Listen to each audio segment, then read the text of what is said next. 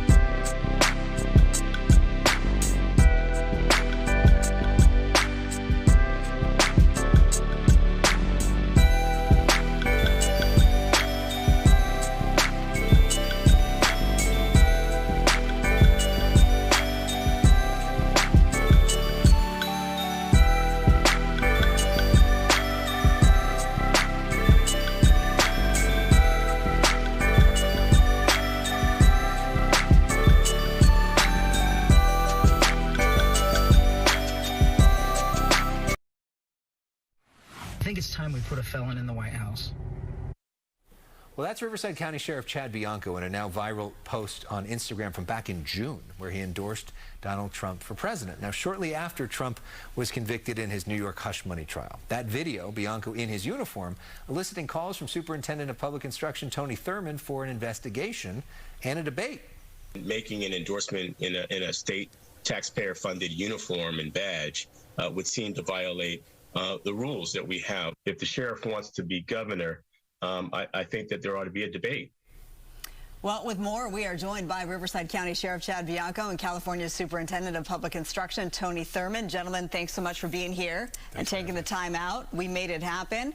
Good to have you. We're going to start with that very incident. I'll start with you, Superintendent Thurmond. Where does that investigation stand? Have you gone to the Attorney General of California, Rob Bonta, to open an investigation into the sheriff? My understanding is that there are some who are looking into it, but again, we're here because I was just struck that you'd have someone who would say that they want a felon in the White House, and as many of the issues that we're talking about have to deal with public safety, just a concern that someone would advocate for a person who tried to overthrow our government, and in doing so, cause the harm of many people, including police officers. And so that's how we got here, and it's a big concern. Sheriff, I see you're wearing the uniform today. Was that a bit of a... It actually is. There are many things that are concerning to me that he just said, but the biggest one was him coming online and trying to somehow, truly, it was him get a little bit of fame for his governor run off of a viral video.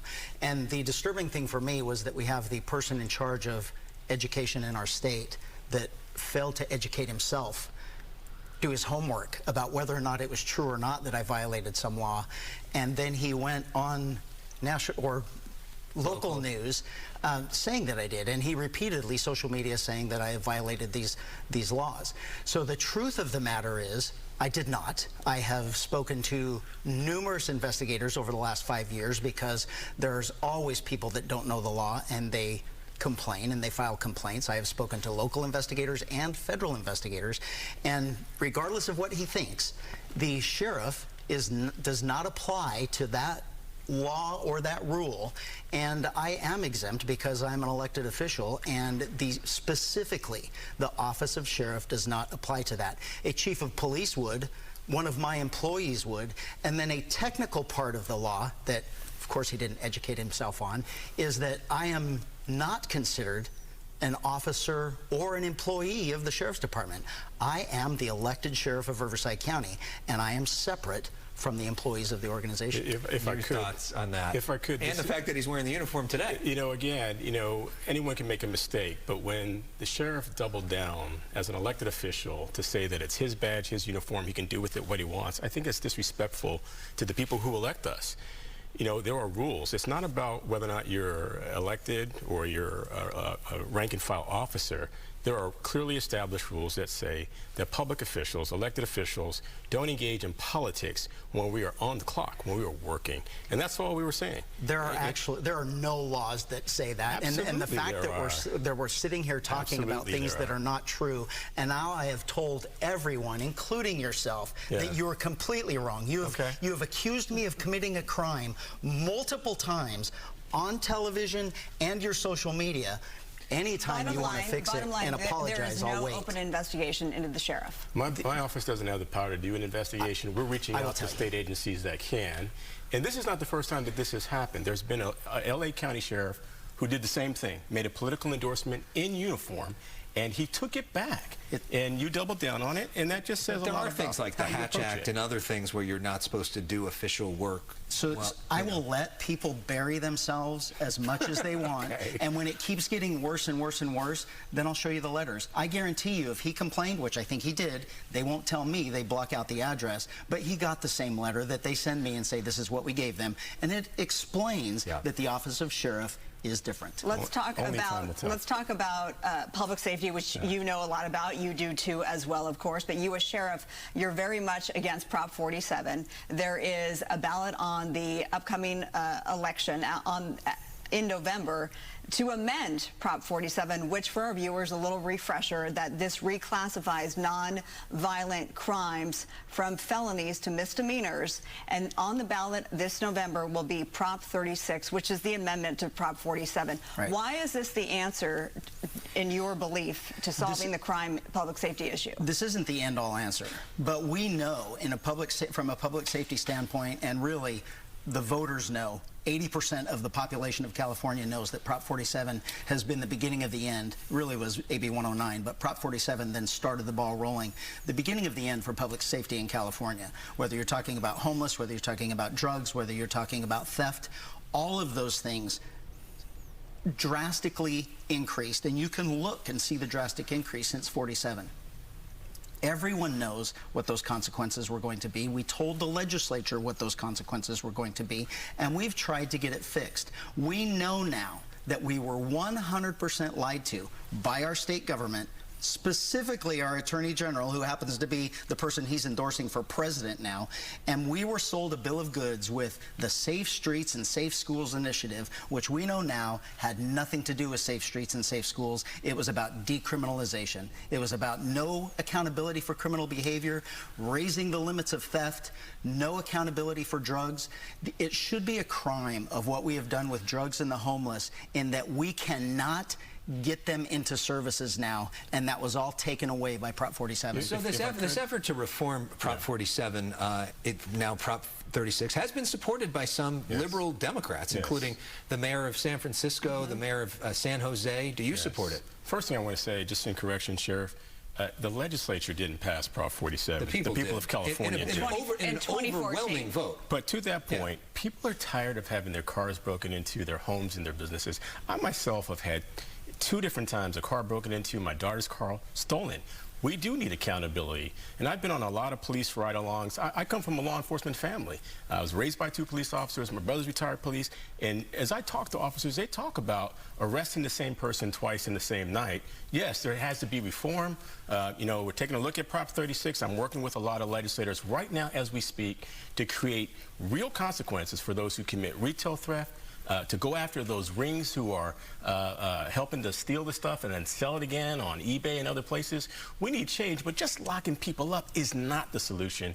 We need intervention programs. And as governor, I would start a campaign immediately to put 2,000 more officers on the streets of California to help keep our communities safe and to build intervention programs to also make sure that we have a way to prevent the crime. So do you back Prop 36? I'm taking a look at it right now as we speak. You don't know yet. But I support legislation that creates more accountability for anyone who commits a crime. His entire time in the legislature was supporting criminals. His first bill was a benefit to a criminal, not the victims. Name it. You gave more credits, time credits for credit time served, so they didn't have to pay court-imposed fines and costs. That was your first bill. You did it. Are you going to deny it? Are you going to deny it? Let him answer. He repeatedly voted for soft on crime policies. He voted for the sanctuary state law. He voted to remove the enhancements, the automatic enhancements for repeat criminals. He voted to remove the enhancements for criminals convicted of gun crimes, while wanting to make law-abiding gun owners criminals. Go ahead and respond. I appreciate the opportunity to speak. You know, what is your vision for public safety? As I've said, I'll put 2,000 officers on the street.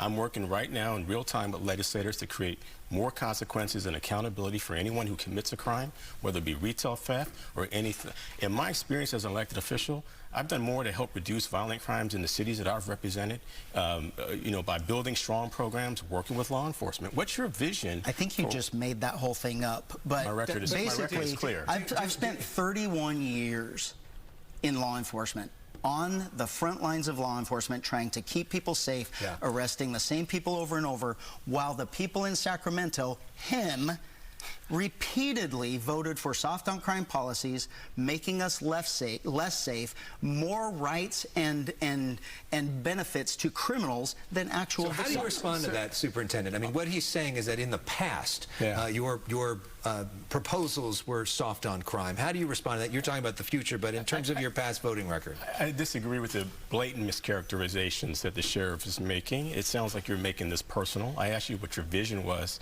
for keeping our state safe. I haven't heard you say that. You're looking for ways to attack my record that speaks for itself. Yes, I led programs that are record proven in the country for reducing violent crime in our communities, and I will continue to do that here in our state. Let me ask you, you have made the official announcement to run for governor in 2026. That's correct. Why haven't you taken the time to formulate an opinion about Prop 36, because it is such a controversial and important ballot in November? It's a very new measure that I'm taking a look at. Ultimately, the voters will decide if they're going to pass it or not. I've spent the last several weeks working on measures that I think are important to this state, including how do we give immediate consequences to those who commit crimes. Those bills are going to be passed any day now, and I've been working on that, as well as building programs to support some of our important needs in the state. Just yesterday, we launched a new campaign that's going to allow us to build 2 million more housing units in the state. I'm working on addressing homelessness and of course, crime and safety issues in the state. And so that's where I put my priority. And these are housing units on public land, right, with school districts. School district plan, which is a whole nother Well, we're going to talk about education in our next break. So our conversation with Superintendent Thurmond and Sheriff Bianco. I have an education plan. It will continue. We'll talk education when we come back. Stay with us.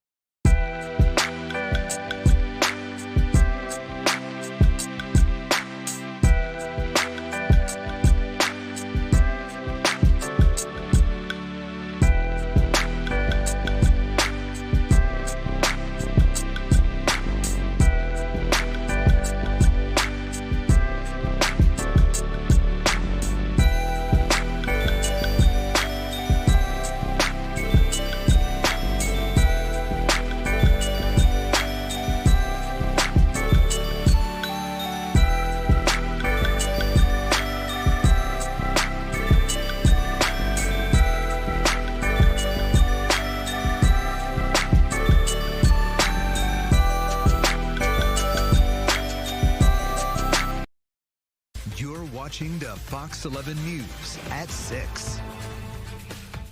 And welcome back to Fox 7 News at 6. I'm Alex Michelson. And I'm Marlon Tellez. Now back to our special debate. We turn to the issue of education. Earlier this month, as we reported right here on Fox 11, Governor Gavin Newsom signed Assembly Bill 1955.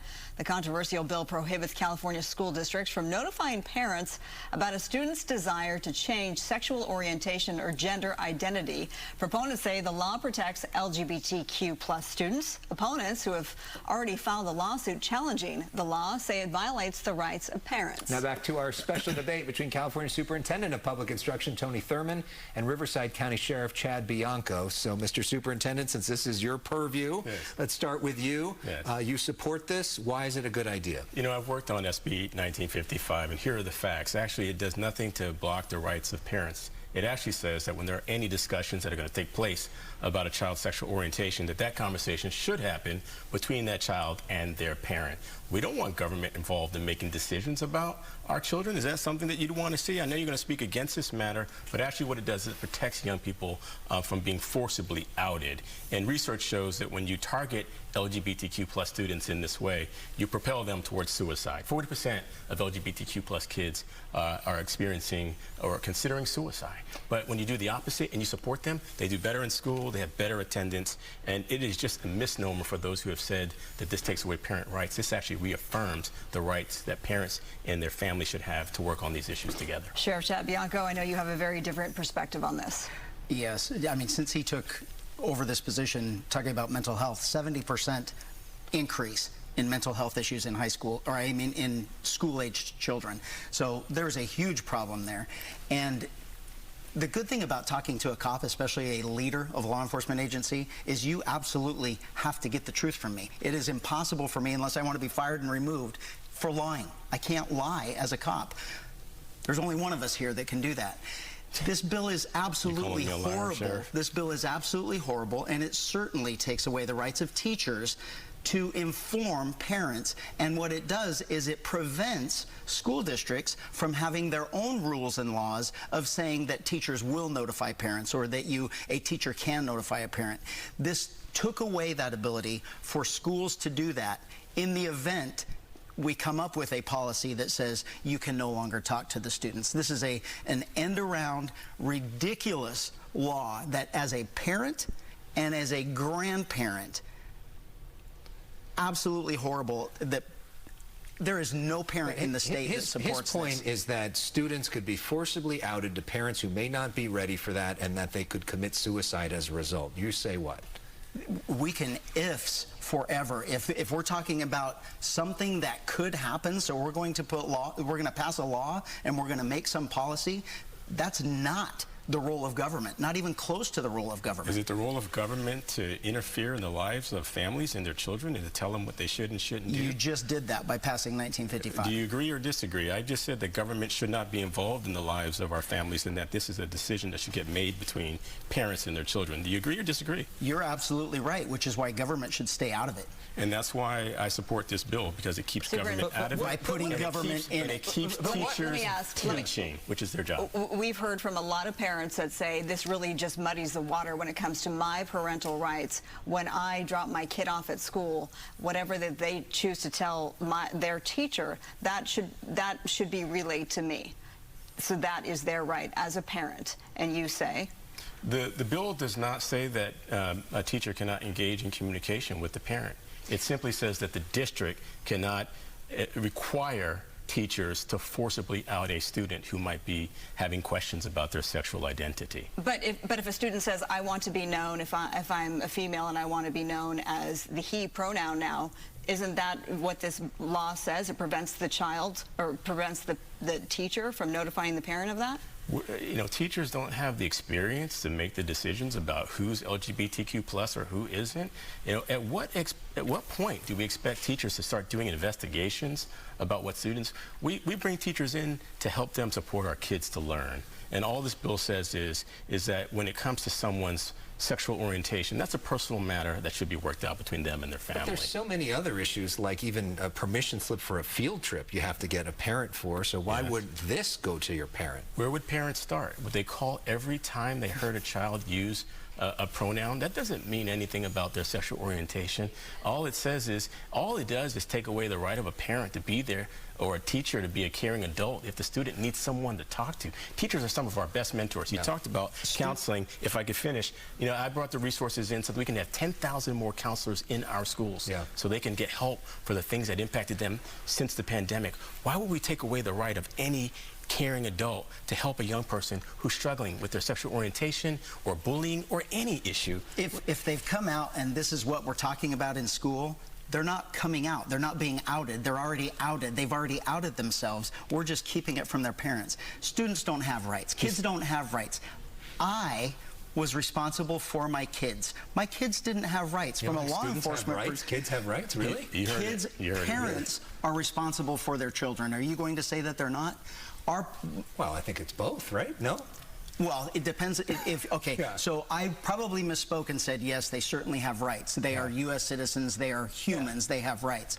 But parents are responsible for their children. And that they are their legal guardians. We don't allow an 11-year-old to decide that he's going to be a dog and act like a dog all day long without the teacher saying, how is that I think we have a problem with your child and their pronouns and what they believe, and you have a right to know what's happening with your child. I think we just heard a dangerous policy in how you view young people, that they don't have any rights, in comparing them to dogs. Most of the kids who've been forcibly outed, because they've called me and they've asked me to come to their schools, they have not outed themselves, but someone has decided that they should be outed. Again, that goes against their well-being and their support. And I think it's a reckless policy, and if you're going to be governor of the state, we could keep, I think it would be very we could keep talking about this forever, but let's go just more broadly in terms of education. Obviously, during the pandemic, we had learning loss. We had a lot of parents that were frustrated that kids didn't come back to school earlier. We had the longest school closures in the nation. So going forward, what is the plan in terms of ameliorating some of that learning loss and improving California schools? There's no question our students, like adults, were impacted by the pandemic and mental health, and they're dealing with learning gaps that actually existed before the pandemic and got worse. Our state is better positioned than any others to help our kids bounce back. We're giving them extra tutoring, longer school time.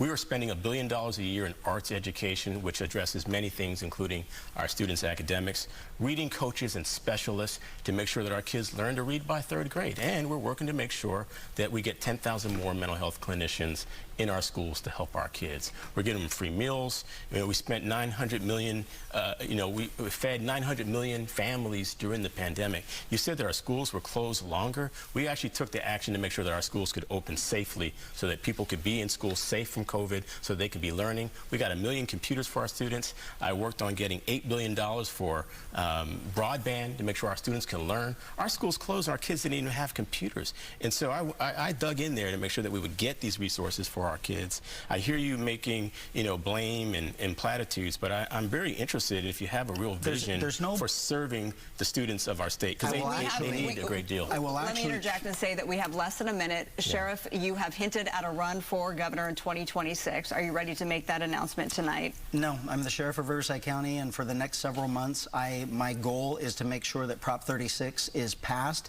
and not lied to the public. Apparently, he doesn't know either, but the public has to know that Prop 36 must be passed, and I've read what the Attorney General has now put out in the ballot for the descriptions. It's another lie. It's another Prop 47. We need to combat this. Maybe 30 seconds on education. Your thought on what he just said. Well, historically, he has been a social worker, not an educator. We are the worst in the country when it comes to education. We have the lowest literacy rate for adults. We have, they celebrate 34% of our kids being grade level literate in math and 46% grade level literate in language arts, and they celebrate that.